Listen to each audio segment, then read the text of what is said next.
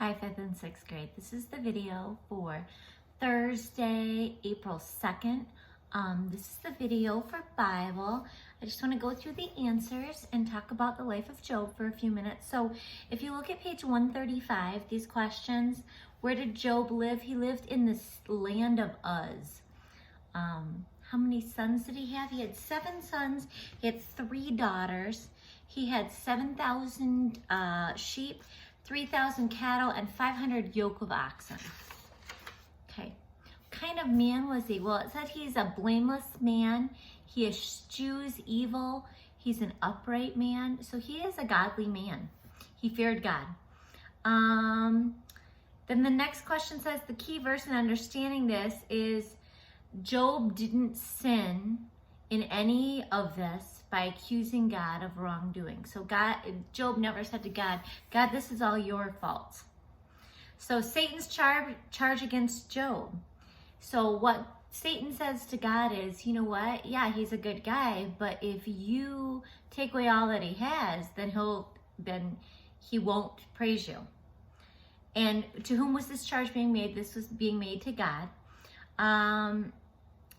This is exactly how Satan works. The Bible in 1 Peter 5:8 says, Satan is a roaring lion who prowls about looking for someone to devour. So Satan's looking for ways to trip us and other people up. What did God allow Satan to do? So Job basically lost everything. He lost his animals, he lost his home, he lost his children, he lost his health. The only thing he really had left was his wife, who told him to curse God and die. So he didn't really have a lot left. God allowed Satan to take away Job's riches, but Satan still was not satisfied. So I kind of got ahead of myself. But he said if Job loses his health, so he's lost all his stuff at this point, but if he loses his health, he's going to curse you. And God said, you know what, you can do anything but take his life. So he was covered with these painful sores, and did he lose faith? He did not. So then his friends come, and instead of his friends kind of feeling compassionate for him, his one friend, Eliphaz, tells him not to despise the discipline of the Almighty. Bildad says he tries to comfort him with the assurance that God does not reject a blameless man or strengthen the hands of evildoers. Okay, in your own words, explain Job's feelings toward the Lord at the end of the story. Job 42, 1-3, which actually, hold on, let me look it up and read it to you, just real quick. Job 42. Just a second. I should have already had this open, huh? Esther, Job.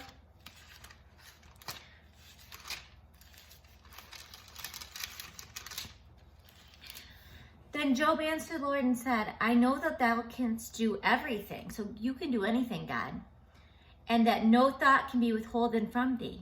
Who is he that hideth counsel without knowledge? Therefore I have uttered that I understood not. Things too wonderful for me, which I knew not. Okay, so Job is pretty honest with God and admitted that he was the one who had been foolish. And he didn't understand God's ways. Okay.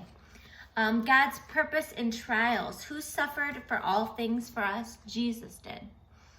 In Hebrews 12:1, he wants us to lay aside our sin and run with perseverance or patience in the race.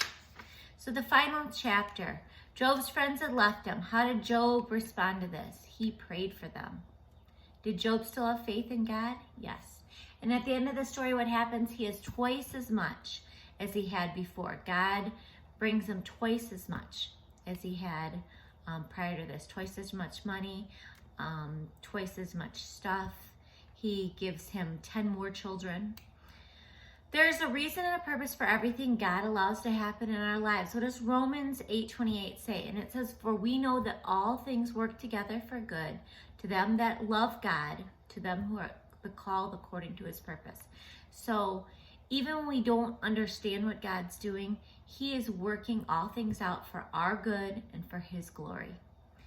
Name at least one thing in your life right now for which you must trust God, even though you don't understand all the circumstances. Well, this was not a hard question, guys. We're in the middle of something we don't understand. We don't understand what's going on in the world around us. We don't understand just the circumstances of this virus, Lord. And the Lord does understand, and He does know, and He does have a plan. And we just need to trust that in the end, He's going to work things out for our good and for His glory, because that's what He says He's going to do in the Bible. Most of our problems are not caused by Satan. Mostly they are caused by, who causes most of the problems in your life? It's us. It's us and our pride and our sin nature. But when outside circumstances are causing our problems and there's nothing we can do, we just need to trust that God has a plan for us and for the things that are going on around us. All right. I miss you guys. Have a good day.